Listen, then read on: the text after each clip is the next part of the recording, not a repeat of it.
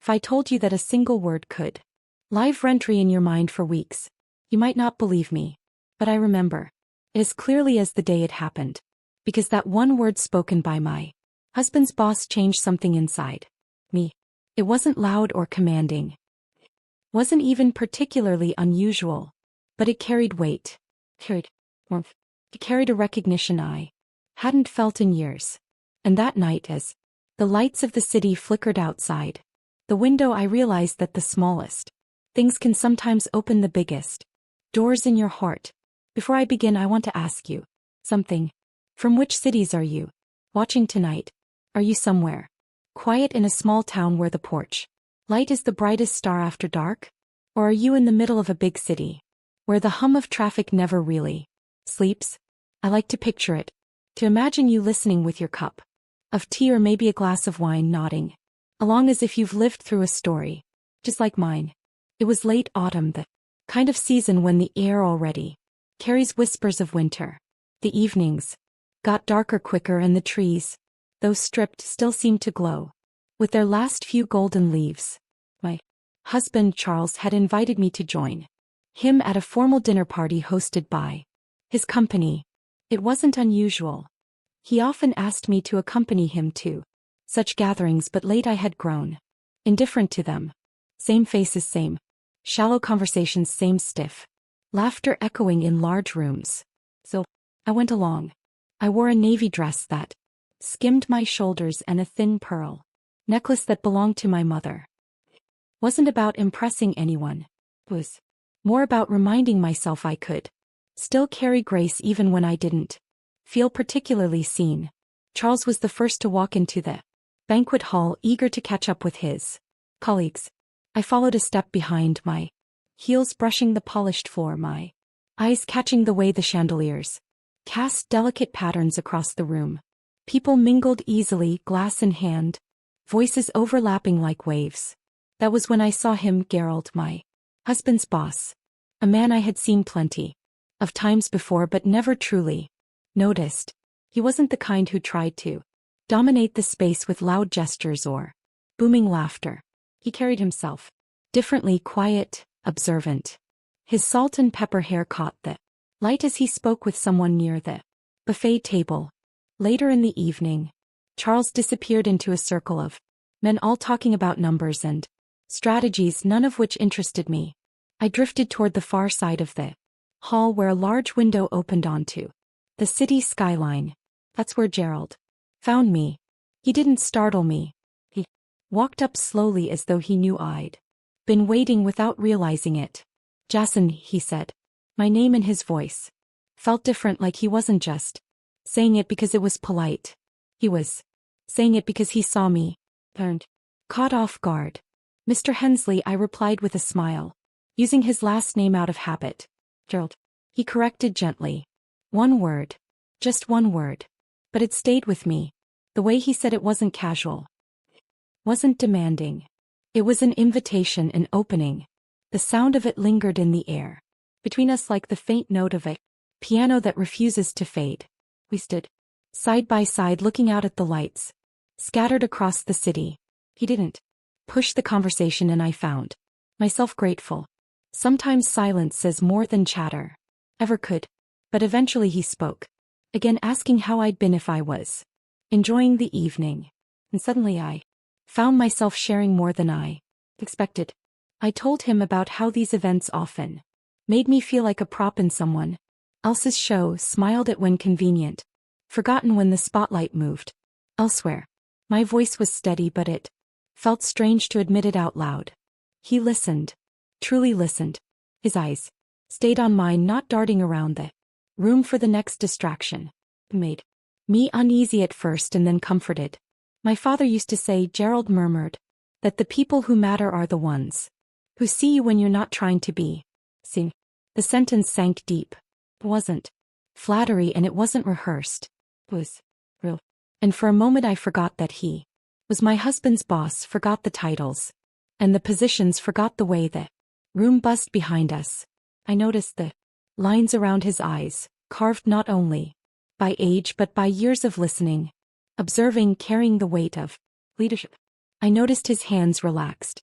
At his sides, not fidgeting or impatient.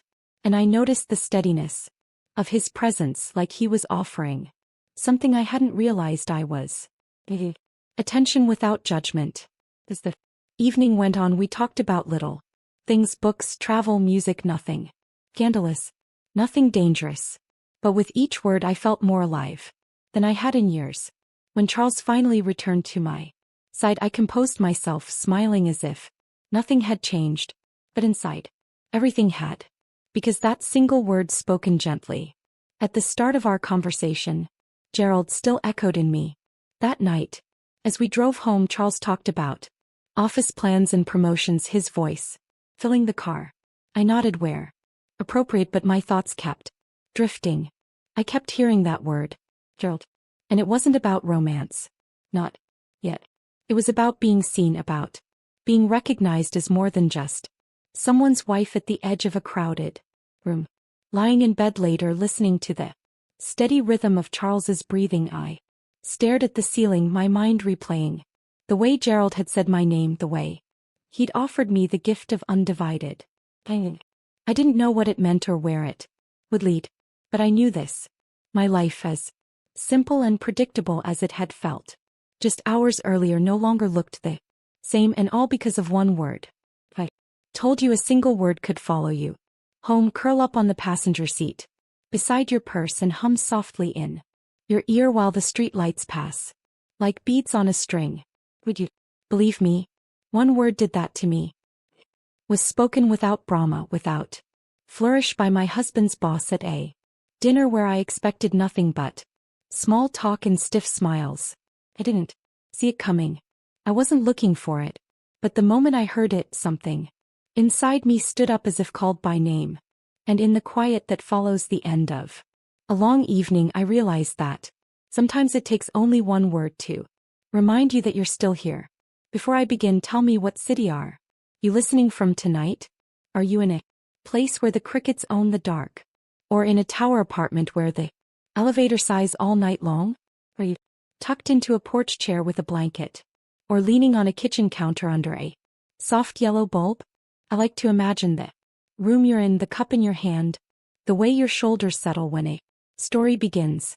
It was late autumn, the month when the air smells faintly of smoke and apples, when the evening sky turns a purple so deep it could swallow a city whole. The company's annual dinner was held in a downtown hotel with marble floors and chandeliers that threw 1,000 patient stars against the ceiling. I had gone to these events before, mostly to keep my husband Charles company. You learn the rhythm. After a while, the handshakes, the laughter that dies a moment too late, the way everyone holds their glass as if it's a prop from the same play. I wore a navy dress that draped neatly, and a pearl necklace that had once been my mother's. The clasp sticks sometimes. I always twist it into place and tell myself to fix it one day. Charles looked dapper in a suit he saves for these occasions. He moved easily among his team, saying hello, leaning in, chuckling in that professional way. Trailed a half step behind at first, smiling when introduced, making mental notes to remember names I would surely forget by morning. Gerald was there, my husband's boss. I had seen him many times in the past. You would think, given his position, that he might command the room like a conductor, but that wasn't his way. He was composed, rather than loud, present rather than performative. He listened more than he spoke. When someone else talked, you could see him actually hearing them. In a world full of voices, that alone makes a person feel rare. I found myself drifting to the windows when the speeches began, the part where gratitude lists get read and someone taps a spoon against a glass. From there, the city looked like a sheet of scattered coins. You could follow the slow red river of brake lights as if it were a thought making its way through the night. I let my eyes trace the grid, while my mind wandered elsewhere. My father's old radio on Sunday afternoons, the way our daughter used to spin in the backyard in a pink skirt, the hammock, our house at 2 a.m. when everything important is sleeping. Someone approached and I sensed it before I turned. There are people whose presence feels like a draft, and others whose arrival is more like a coat being laid over your shoulders.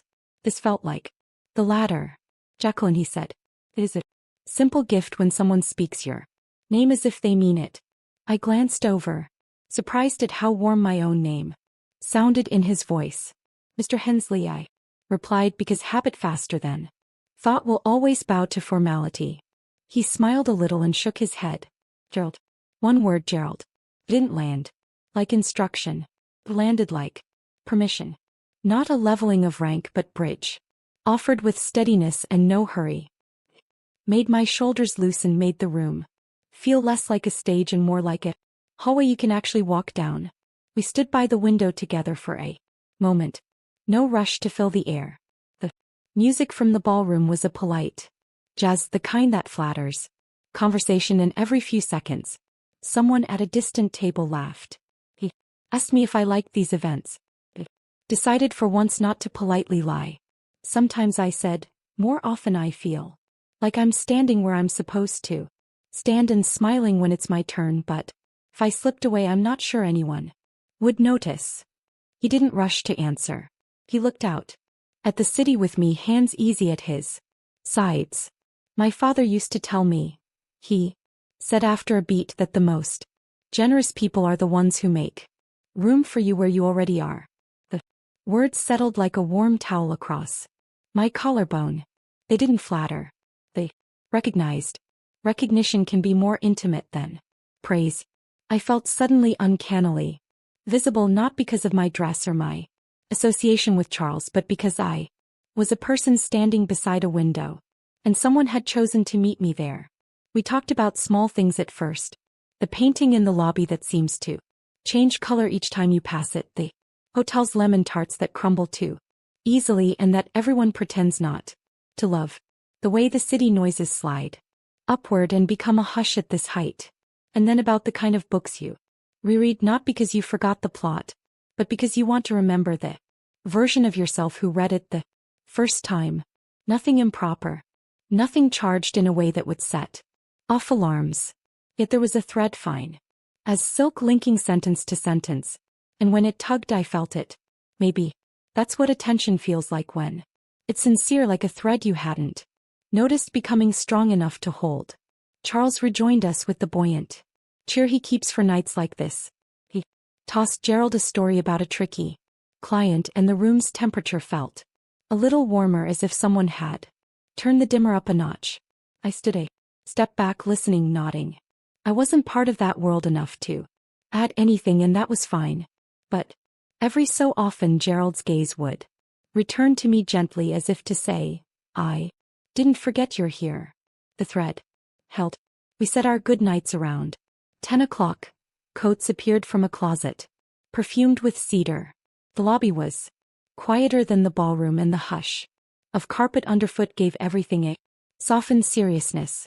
As we waited for the valet, a woman hurried past with a bouquet wrapped in paper.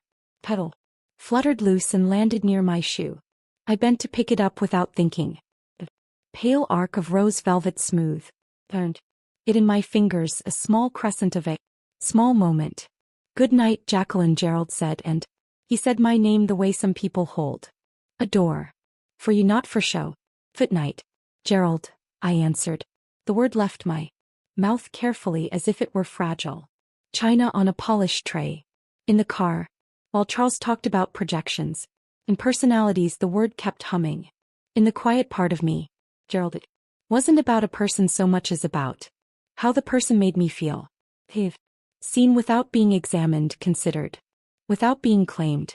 I watched the city unspool outside the window and thought about how little we sometimes require to feel restored.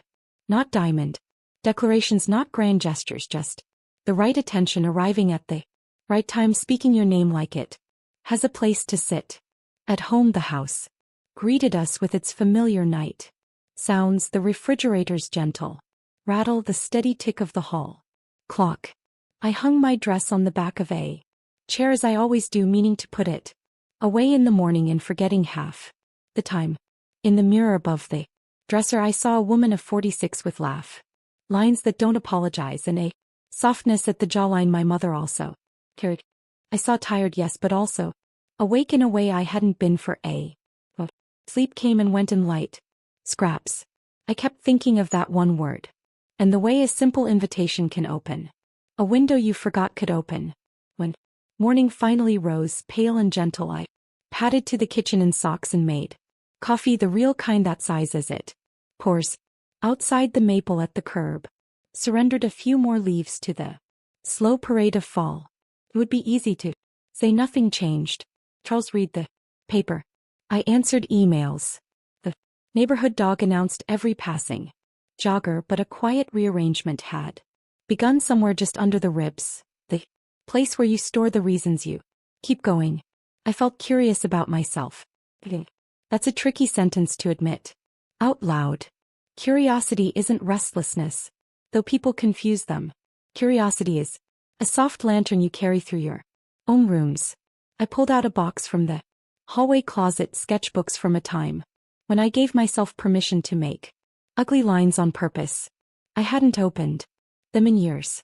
The first page I saw was a mess of charcoal and willow gray, bowl and a hand in a shadow that didn't belong to either. I smiled at the crookedness of it, at the brave silliness of trying. The kettle clicked off and I poured more hot water over the coffee, as if that could rain fuse something that had gone flat. 2 days later, a charity committee email reached me through Charles's work chain. Help needed to assemble winter kits at the office lounge on a Saturday morning. It wasn't a glamorous event, not one of those photo op galas. Folding blankets, sorting gloves, slipping notes into envelopes that simply said, "You matter." I signed up without telling myself a long story about why. Sometimes the reasons come later. The office on a weekend felt different, as if it had taken its tie off. Fluorescence hummed differently on Saturdays. The lobby smelled faintly of copier ink and the lemon cleanser they use on the floors. I found a table and began laying out toothbrushes, knit caps, little bottles of shampoo that sound like rain when you shake them. People chatted softly. There's a kindness particular to work done with hands. He appeared an hour in, carrying a box against his chest.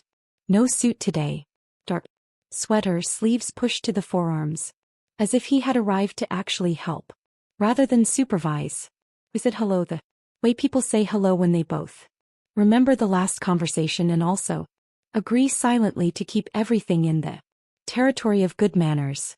"Thank you for coming in," he said, already reaching into the box for wool socks. "Weekends are precious." "They are," I answered, tying a ribbon around a stack of cards. "Feels good to spend one like this." He nodded, and our hands found the same rhythm. Fold, place, smooth tie. The ordinary choreography of shared work. Someone at a nearby table told a story about a cat stuck in a dryer. Someone else laughed so hard a roll of tape escaped and skittered across the floor. Phil watched it spin the way humans always watch small chaos. Gerald, a young analyst, called from the doorway. "Do we have more blankets coming?"